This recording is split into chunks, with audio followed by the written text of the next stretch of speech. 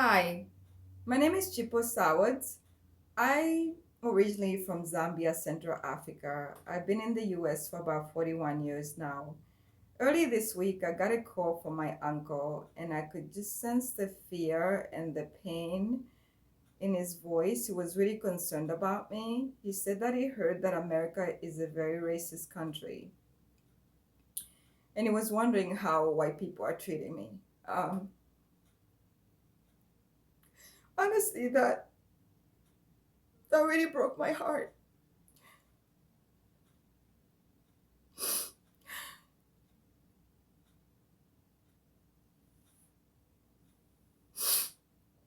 I'm sorry. It broke my heart because I've never shared my story. I've never shared my story as an African living in the United States regarding racism. So I think it's time. I just really want to say something here because I've heard a lot of stories and I've heard a lot of comments, but I just want to share a different perspective, my perspective from an African living in the United States. And I wanted to share this for my friends, for others, and also for my fellow Africans who are looking on the outside in. I came to the States when I was 14 years old. I grew up in a country where I did not experience racism in any way, shape, or form. My best friend was Indian. We had a lot of Europeans in my country. We would just live at peace with one another. So when I came here, I grew up in a very close knit family. Even though my mom was a single mom, I had loving grandparents. I had loving aunts and uncles. So I was surrounded with love. When I came to the US, my aunt and uncle were diplomats. My uncle was a diplomat, so I came with him, and he raised me as his own daughter, which I'm really grateful for. So I came when I was in middle school, and middle school for me was horrific. From day one, kids would ask me where I'm from, and I'm very proud of where I come from. I love the country that I come from, and the culture is so rich. So I didn't think anything of it. I said I had a heavy accent. I said I'm from Zambia, Central Africa, and I noticed that kids started to pick on me, especially black girls, especially would pick on me, and it really confused me. Like I didn't understand because they were black and I was black, and I didn't understand why I was being picked on. But basically, they were very, very hostile towards me. The black boys would follow the girls, but the girls were the ringleaders. One in particular in my class, because there's a group of kids in my class, would she would carry perfume in a bag, a little perfume, and would throw it at me, saying Africans are disgusting, Africans stink. And my lips were ugly, and they would ask me, "Do you have roller skates in the jungle? Do you guys roller skate in the jungle? You look like a monkey." Just a lot of just really, really painful things that a kid should not go through at that age. And I really didn't understand because I felt like I'm black and she's black and they're black, and what's wrong? So anyway, my teacher, who was white, he was amazing. He would hide me behind his back every day at school because the kids would try to hit me. And he would hide me behind his back to protect me.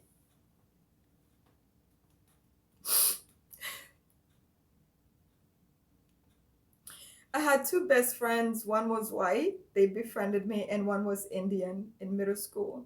So when I went to high school, it was a little better, but of course, I befriended the people that befriended me, and the people that were kind to me were the majority of the people were white. And when I joined the volleyball team, I just really felt like I belonged. And a lot of my friends were white. I had one friend who was, she was half in British and half black. And black guys didn't like her because they said they didn't want to date her because they said that she was too dark, and she was my complexion. So we really got along. And I also had another friend of my cousin. He was half Chinese and half black, and another friend who was Jamaican. But as far as African Americans, the majority of them didn't like me because I was African. So um, they would make fun of me, and they would say that I think that I'm white because my uncle is a diplomat, and my teachers were all white and they were all amazing.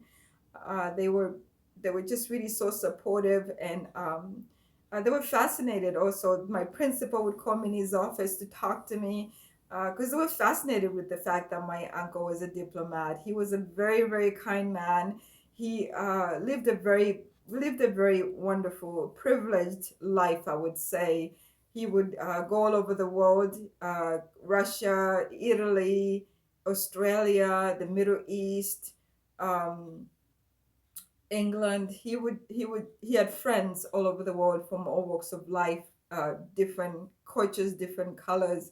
So they were really fascinated. My principals and my teachers were really fascinated by that. So um, after that, after graduating high school, I had a best friend who had blonde hair and green eyes. She was Caucasian, of course. And I noticed that every time I walked on the street, black guys would hit on her, but they would totally ignore me. So I never dated an African American as a result. But I believe everything happens for a reason. So I have no regrets. The men that were interested in me were Caucasian, and I can honestly say that they treated me like a princess. It wasn't even about the sex. I built we built very good relationships with each other. We were friends. They would do anything for me, and they were the type of guys that we go to a restaurant. They open the door for me, and they'll pull the chair out for me to sit down in a fancy restaurant. So they treated me like a princess. I have no complaints about that. Um, and then in my building, I lived at a place in New York City called Waterside Plaza. So we had Italians, we had lawyers, we had doctors, we had people from basically all professions, and a lot of diplomats, of course. So I was in the elevator one day, and there was this Italian guy.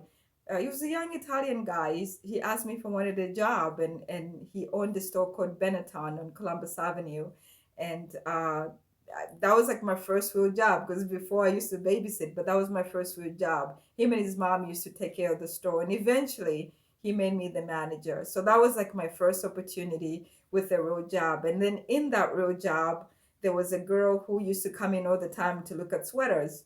So she befriended me. She asked me what I wanted to do for a living, and at that time I was really interested in television. I was really interested in journalism. So she said that she could give me an internship to come at one of the major TV stations.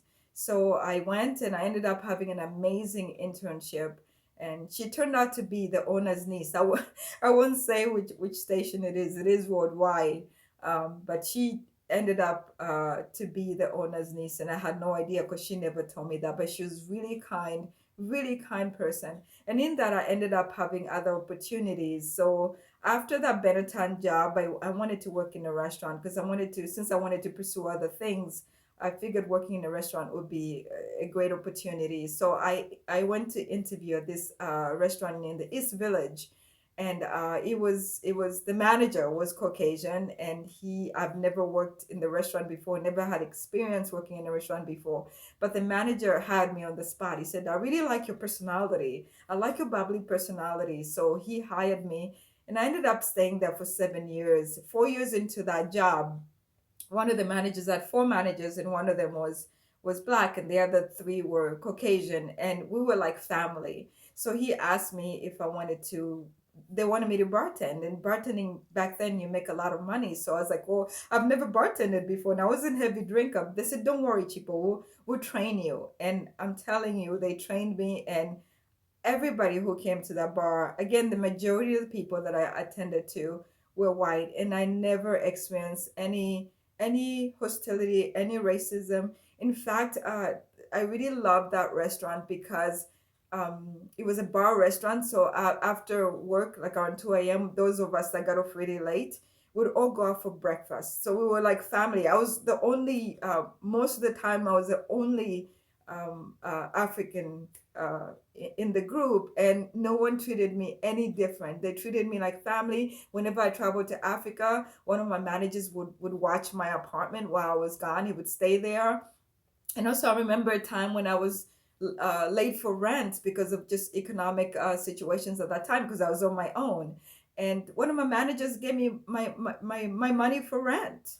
that's just how kind that people were. And I have to say that I was given I had so many opportunities, and not necessarily because my dad was a diplomat, but just because of the people that I was surrounded with. It's like one relationship will lead to another, and then all these amazing doors would open up for me. So I never grew up feeling like I was a minority. I never grew up feeling like I was deprived. I feel like I could do anything that I want to do. I could attain anything that I want to attain. That there's no limit to what I can do. I've really been blessed in America. I'm thankful for the opportunities that I've been given while I've been in this country. So I married my husband, and he was Caucasian, of course. So we moved out of New York City. The first time that I experienced racism from a white person was at that time. We're walking on this big freeway, and this guy yelled out of the window, "Why are you with an N?" And I was just really shocked that was, I've heard that said before, but I've never heard it directed towards me. And then also another time, I was walking on that same freeway by myself, and there was this guy. He had his engine running, but the car wasn't moving, and he wasn't joining the flow of traffic. And I was walking, so I just got concerned. I'm like, I don't understand why he's running the engine, and he was staring at me. He kept looking at me, and I just felt like I was praying. I was on the street and I was praying. I just said, I felt like God was telling me, just walk behind the car, don't walk in front of it. I felt like he wanted to run me over. It was a really weird experience. So I walked behind him, behind the car, and he got really, really angry, and he sped off into traffic. So it was really weird because I felt like he wanted to run me over, and he was white. So that was my experience as far as getting racism. I pretty much got it from both ways. I also want to share the experience that my aunt had when we came to this country. When I was in middle school, she was taking some classes at this institute. And one time I came home for lunch, and I saw her with these two women. I didn't think anything of it. I just thought that they were two friends that she had met in class. But later, when I came home that evening, my aunt was on her bed crying, just weeping. And I asked her, I said, Mommy, what's wrong? And she said that those two women were not her friends. They followed her outside. They followed her to where we live. One had a weapon on one side of her, and the other had a weapon on the other side. And they told her that if she said anything, because we had a doorman where we lived, if she said anything to the doorman, they were going to harm her. So when they went upstairs, they made her get the bank book, and I just happened to come home, and they said that if she said anything to me, they were gonna hurt me. So she didn't say anything, and they made her go to the bank, and they made her get money out. And these two women were also black women. So my aunt was really, really just really, really devastated and really hurt. She didn't understand why that had to happen, and it took her a year because she was really bitter. She didn't understand it, and my uncle was like, my dad was like, you can't be bitter. You have to get rid of this. You have to stop. You can't keep carrying this. So um, somebody had told me that they were raised. A black woman told me that they were raised not to like Africans. Of course, later when I got older, when I grew up, I had friends. Basically, I made friends with anyone who would be friends with me. Didn't matter what nationality, didn't matter what color. And I have amazing African American friends. So I'm not gonna say that every African American um, uh, I'm not going to blame every African American for the experiences that I've had, because not every African American is that way.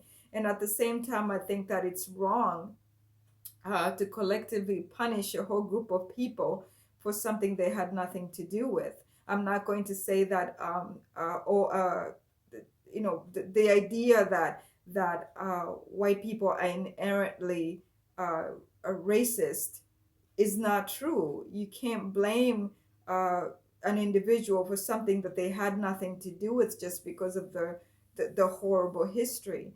When you look at racism comes in many different forms. When you look at Africa, there's a lot of tribal wars. There's a lot of one tribe is pinned up against another. One tribe is considered superior, and so they're pinned up against another tribe that feels inferior, but in actual reality, they're the same. But all of a sudden, racism shows its ugly face in a different way in Africa. So we can't blame uh, individual people for something that they had nothing to do with. Racism is not a color issue. Racism is a sin issue. The Bible says that all of us have sinned and fallen short of his glory. So in other words, the fact that we sinners, we all need to come to God and repent of our sins. And only when we come to God and ask him for forgiveness, that's when God comes into our hearts, and that's when God shows us, he reveals all those dark things that are hidden in our hearts. And I also don't believe that because of our experiences, we should be, sometimes kids are not born racist. Um, because of people who have gone through, because of us adults, when we go through certain experiences, we end up passing on the prejudices that we have within our own hearts to our kids. um, we shouldn't do that. Because of my experiences, I use them as a teaching point to my son, not to pass on the racism. I teach my son to love people of all colors. It doesn't matter. It's really not about that. As a Christian. And also, I think that it's important for us. This is a very serious time in our country. I think it's really important for us to come together, to have serious and honest conversations with each other, to be honest with each other about our experiences, so we can all heal. I'm not going to say that racism doesn't exist in our country. Of course it does, but I'm not going to say everybody's racist. I'm not going to say that uh, we know that police brutality exists, and we know that police brutality is wrong. So I believe that laws should be legislated so that law enforcement officers who do not uphold their oath are held accountable. Am I going to say that every police officer is bad as a result of the few bad people that make bad decisions based upon their own sinful hearts? No. I've been a chaplain in one of the big cities for 10 years, and I've met amazing police officers who care for the communities, who care for the people that they serve, even in the jails. So it's really heartbreaking to me to see that all of a sudden people are turning against each other. That's not the answer. America has such a powerful history. Granted, that we still have a lot of work to do. We all still have a lot to learn, but at the same time, I don't believe that we are where our past used to be. I believe that with Martin Luther King, I believe we've progressed and we've grown, and a lot of us have common ground. We just need to come to the place where we need to, by God's grace, we need to heal first and foremost. We need to, God dealt with my issues in my own heart. I love people from all walks of life. I've got amazing African American friends. I've got amazing white friends. In fact, my husband and I are no longer married. We divorced, but his family, my brother and sister-in-law, we're still very close. We still, we love each other. It's beyond color. So I became a citizen 6 years ago. So I'll be celebrating my 6th year anniversary. So this 4th of July, my hope and my hope in this country is that we would heal, that God would have mercy upon us, that we would come together, because destroying each other, love overcomes hate. Love is greater than hate, and he that sits within us is greater than he that is in the world. And it's the enemy that wants to destroy us. So I want to say that we're bigger than this and we're better than this. I love America. I love this country. I love what God has done in my life. I love what God continues to do in my life. I don't feel that I'm inferior. I don't feel that I'm underprivileged. In fact, I live a very privileged life, and I'm thankful for the life that I've lived. I'm thankful for the fact that I grew up in New York City, because growing up in New York City, I was exposed to people from all walks of life. It really taught me to love people beyond the bad experience that I've gone through. Those bad experiences, I can say now that I'm thankful for them. Why? Because they taught me to treat people as individuals, not to treat people, not to marginalize people, not to blame a whole race because of the experiences, that the bad experiences that I've had. So I'm thankful for that perspective. I'm also thankful that white people embrace me. I hate to talk in those terms because I never do, but since we're talking about racism, I'm thankful for the experiences that God has given me, that God showed me through people who it was beyond color, because people really had a good heart. The guys that I dated, like I said, would take the clothes shirt off their backs if needed, if I needed anything, if I needed anything, whether it's financial, physical, they were there for me. And I think that we love is powerful. And love, when I became a citizen, one of the things that the speaker said is that we people that come from different countries, that we've suffered a lot. We've got a persevering spirit. He said, I invite you to bring this here. I invite you to better our country. And that's to me, that's what I think my purpose is that to bring people together and for us to come together because we're better than this. So this 4th of July, I just really wanted to say happy Independence Day. God bless you and God bless America. Thank you for listening.